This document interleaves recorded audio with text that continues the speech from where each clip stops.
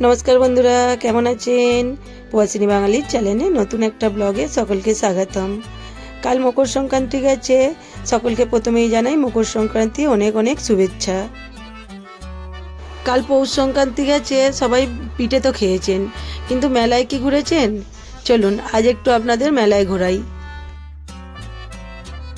প্রথমেই আপনাদেরকে দেখাই আমার বাপিদের গ্রামে মনসা পুজো। এটা আমার বাপিদের গ্রামের মনসা পুজো, আর এখানে আমরা ছোটবেলা থেকেই মানুষ হয়েছি। আজ অনেক বছর আমি এই পুজোটা দেখিনি, কিন্তু আজ ভিডিও করার এতে আপনাদের সঙ্গে আমিও দেখে নিলাম।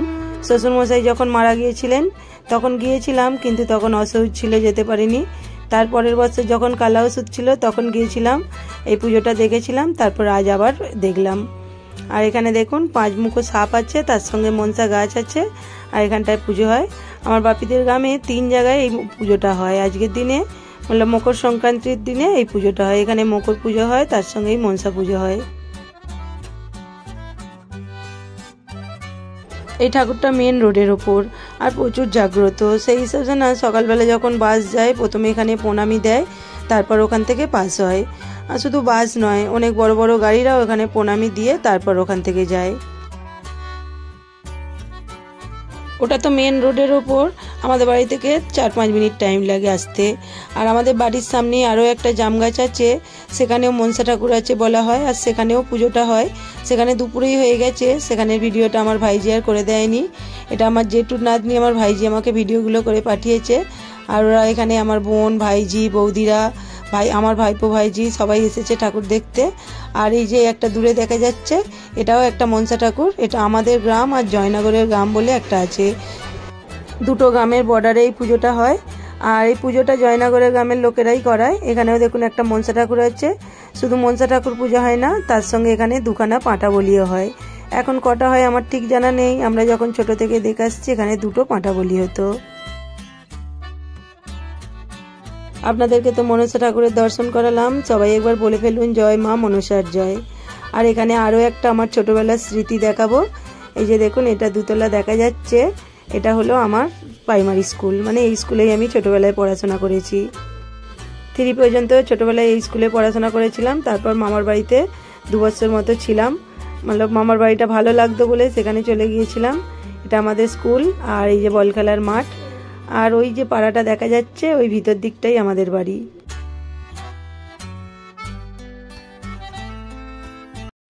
আমাদের গ্রামের পুজো তো দেখালাম, আবার এখানে চলে এসেছি। আমার দিদি ডিউটি গেছে, দিদিদের ওখানে কানপুর বলে এখানে কালী ঠাকুরের পুজো হয়। আজকের দিনে এই পুজোটা হয়।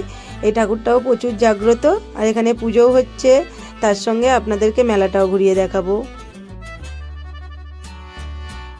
প্রথমে তো কালী মায়ের দর্শন করালাম, আর এখানে চলুন দিদির সঙ্গে আমরাও সবাই মিলে মেলাটা ঘুরে নিই। দিদির তো সকাল 8টা থেকে ডিউটি, তাই এখনো সেরকম ভাবে মেলাটায় ভিড় হয়নি। আর মেলায় এই সব কিছু লাগানো হচ্ছে, দেখতেই পাচ্ছেন।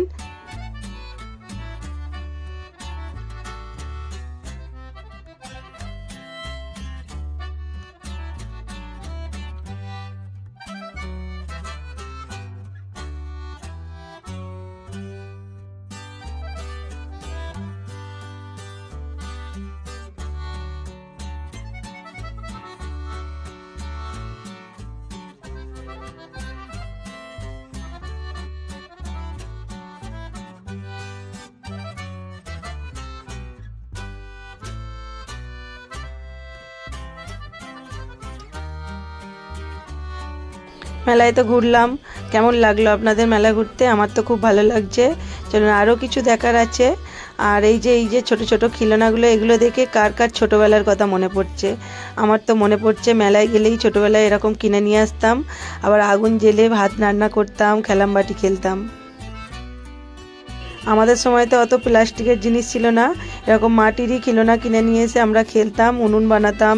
তার সঙ্গে আবার অনেক সময় না চাল বাড়ি থেকে নিয়ে এসে আগুন জ্বালিয়ে রান্নাও করতাম। এরকম ছোটোবেলায় খেলামবাটি কারা কারা খেলেছেন একটু কমেন্ট করে জানাবেন।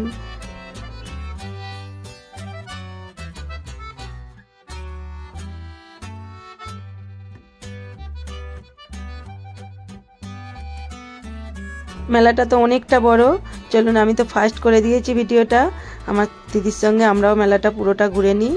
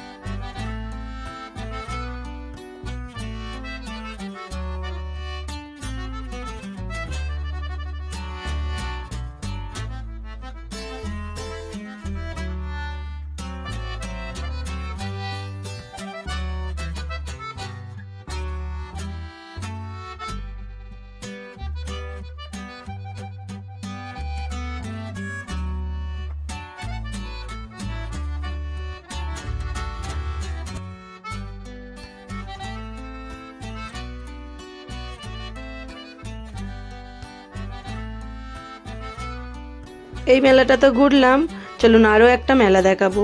মেলাটা যদিও আজ দেখাবো না, আজ পুজোটা দেখাবো, কাল মেলাটা দেখাবো। এটা আমার বাপিদের বাড়ি থেকে 15-20 মিনিট হেঁটে যেতে লাগে। আর এটা হলো হাওড়া জেলার মধ্যে অনেকটা বড় মেলা, পীরপুকুরের জাত বলে। আর ওখানে আজকে পুজোটা, আজকে মেলাটা কীরকমভাবে ডেকোরেশন করেছে ওটাই দেখাবো, আর কালকে মেলাটা কেমন হয় সেটা দেখাবো। এটা তো পীর ঠাকুরের পুজো, আর এটা একটা মাঠের মাঝখানে হয়, বিশাল বড় মেলা, অনেক দূর দূর থেকে লোক আসে। আর এখানের মেন হচ্ছে কি জানেন, আলুর দম, আর তার সঙ্গে কাঁকড়া। এখানে বিখ্যাত হচ্ছে কাঁকড়া। এই মেলায় যারা আসে কাঁকড়া কিনে নিয়ে তারপর বাড়ি যায়।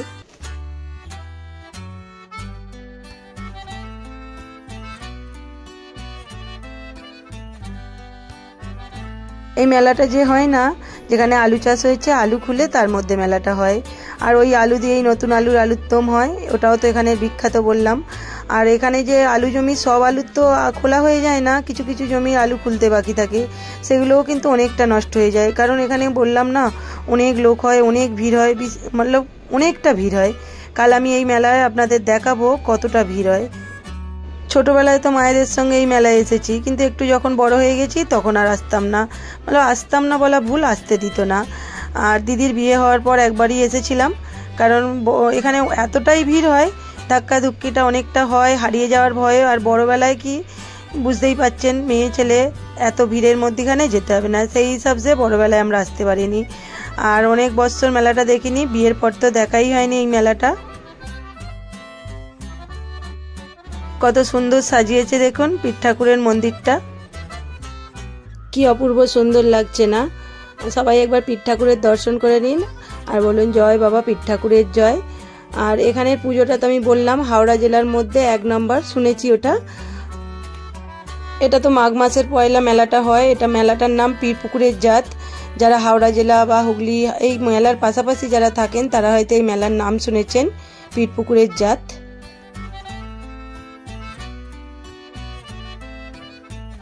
এই যে চারিদিকে দেখুন মাঠগুলোয় আলু খোলা হয়ে গেছে, আর এখনো কিছু জমিতে যে খোলা হয়নি, ওগুলো কিন্তু কালকে অনেকটা নষ্ট হয়ে যাবে। আর কালকে কতটা ভিড় আমি আপনাদেরকে ওই ভিডিওটাও দেখাবো, মেলার ভিডিওটা। কারণ এখানেই আমার বৌদির বাপের বাড়ি, আর আমাদের বাড়িরও ছেলেরা অনেকেই আসে এই মেলা দেখতে।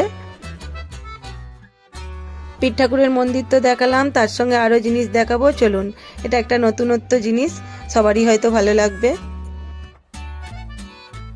এটা পীর ঠাকুরের ওখানেই আজ এটা হচ্ছে।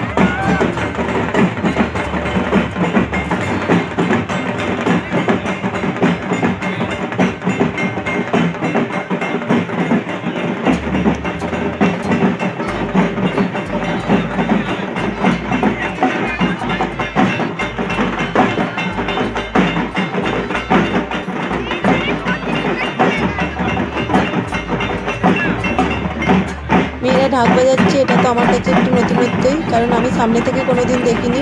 দিদির বাড়িতেও হয় বৈশাখ মাসে, ওদের বাড়ির সামনে পুজো হয়, কিন্তু আমি যখন যাই এই জিনিসগুলো হয়ে যায়, লেটে গিয়ে পৌঁছাই। আর আপনাদের কেমন লাগলো আজকের ব্লগটা সেটাও একটু কমেন্ট করে জানাবেন যদি ভালো লাগে। আর সকলে ভালো থাকবেন, সুস্থ থাকবেন, সাবধানে থাকবেন। আবার দেখা হবে নতুন একটা ভিডিও বা নতুন একটা ব্লগের সঙ্গে।